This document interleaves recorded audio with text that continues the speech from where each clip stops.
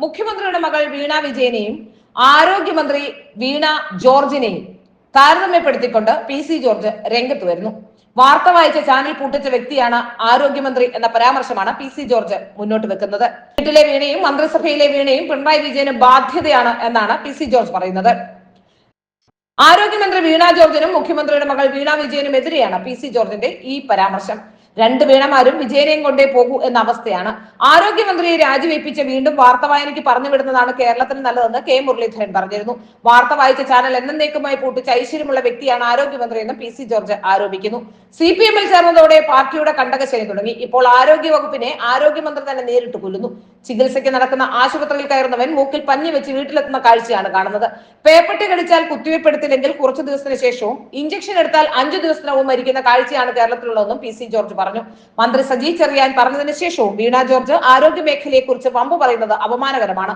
സംസ്ഥാനത്തിന്റെ ആരോഗ്യമന്ത്രി സർക്കാർ വാഹനവും അകമ്പടിയും ഉപേക്ഷിച്ച് സ്വകാര്യ വാഹനത്തിൽ ഗുണ്ടകളുടെ അകമ്പടിയിലാണ് ആരോഗ്യവകുപ്പ് കൊന്നുകളഞ്ഞ ബിന്ദുവിന്റെ വീട്ടിലെത്തിയതെന്നും പി സി ജോർജ് ആരോപിക്കുന്നു. അതിനിടെ മുഖ്യമന്ത്രിയുടെ മകൾ പ്രതിയായ മാസപ്പടി കേസ് ഇന്ന് ഡൽഹി ഹൈക്കോടതി വീണ്ടും പരിഗണിക്കും. CMR എക്സാലോജി കേസാണ് ഇന്ന് വീണ്ടും ഡൽഹി ഹൈക്കോടതിയിലെത്തുക. ഡൽഹി ഹൈക്കോടതിയിലെ ജസ്റ്റിസ് ഗിരീഷ് കട്ട്വാലിയ അധ്യക്ഷനായ ബെഞ്ചാണ് ഹർജി പരിഗണിക്കുക. മുമ്പ് കേസ് പരിഗണിച്ച ജസ്റ്റിസ് സുബ്രഹ്മണ്യം പ്രസാദിന്റെ ബെഞ്ച് വിചാരണ കോടതി നടപടികളുമായി മുന്നോട്ട് പോകരുതെന്ന് നിർദ്ദേശിച്ചിരുന്നു. എറണാകുളം അഡീഷണൽ സെഷൻസ് കോടതിയിലെ റിപ്പോർട്ടിന്മേൽ തുടർ നടപടികൾ പാടില്ലെന്ന് ഡൽഹി കോടതി ഉത്തരവിട്ടിരുന്നു. CMR ഹർജിയിൽ അന്തിമ തീരുമാനം എടുക്കും വരെയാണ് വിലക്ക് ഏർപ്പെടുത്തിയിരുന്നത്. അതേസമയം SFIOയും വകുപ്പും തമ്മിൽ ആശയവിനിമയത്തിലുണ്ടായ കുറവ് കാരണമാണ് അഡീഷണൽ സെഷൻസ് കോടതിയിൽ റിപ്പോർട്ട് ഫയൽ ചെയ്തതെന്നും ഇത് മനഃപൂർവ്വം ഉണ്ടായതല്ലെന്നുമാണ് കേന്ദ്ര സർക്കാർ നൽകിയ വിശദീകരണം.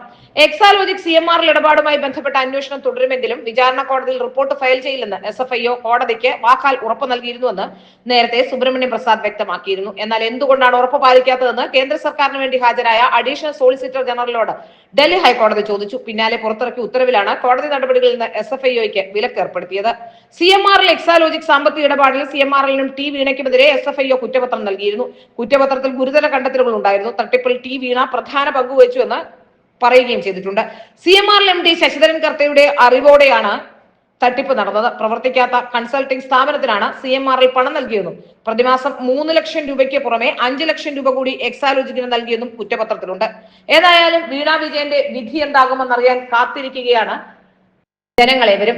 വീണയ്ക്കെതിരെ ഉണ്ടാകുന്ന ആരോപണങ്ങളെ പ്രതിരോധിക്കാൻ CPM ഒന്നടങ്കം കളത്തിലിറങ്ങി എന്ന കാര്യത്തിൽ ഒരു സംശയവുമില്ല. കഴിഞ്ഞ കുറെ നാളുകളായി ഇത് തന്നെയാണ് സംഭവിച്ചുകൊണ്ടിരിക്കുന്നത്. മറ്റാർക്കും കിട്ടാത്ത പരിഗണന വീണ വിജയന് കിട്ടുന്നുണ്ട് എന്ന തരത്തിൽ പലപ്പോഴും വിമർശന വിധേയമായിട്ടുണ്ട്. എന്നാലും വീണയെ സംരക്ഷിച്ചുകൊണ്ട് മുന്നോട്ട് പോകാനാണ് പാർട്ടിയിലെ നിർദ്ദേശം എന്നുള്ളത് കൊണ്ട് തന്നെ പാർട്ടി അണികളും അനുഭാവികളും എല്ലാം അതനുസരിച്ച് തന്നെയാണ് പ്രവർത്തിക്കുന്നതും. മറ്റൊരു രാഷ്ട്രീയ നേതാവിന്റെ മകനും കിട്ടാത്ത പരിഗണന വീണയ്ക്കായി നൽകുമ്പോൾ എന്താണ് കേരളത്തിലെ ജനങ്ങൾ മനസ്സിലാക്കേണ്ടത്? കോടിയേരി ബാലകൃഷ്ണന്റെ മകൻ ബിനീഷ് കോടിയേരിയും ബിനോയ് കോടിയേരിയും ഒക്കെ പല കേസുകളിൽ പെട്ടപ്പോഴും അതിനെയൊക്കെ വ്യക്തിപരമായ കാര്യം എന്ന് പറഞ്ഞുകൊണ്ട് മാറ്റി നിർത്തുകയും പാർട്ടി കാര്യം വേറെയാണെന്ന് പറയുകയും ചെയ്ത CPM-ന്റെ ഇന്നത്തെ അവസ്ഥയാണിത്. വീണ വിജയൻ എന്തു ചെയ്താലും അതിനെയൊക്കെ ന്യായീകരിക്കേണ്ടി വരുന്ന അവസ്ഥ.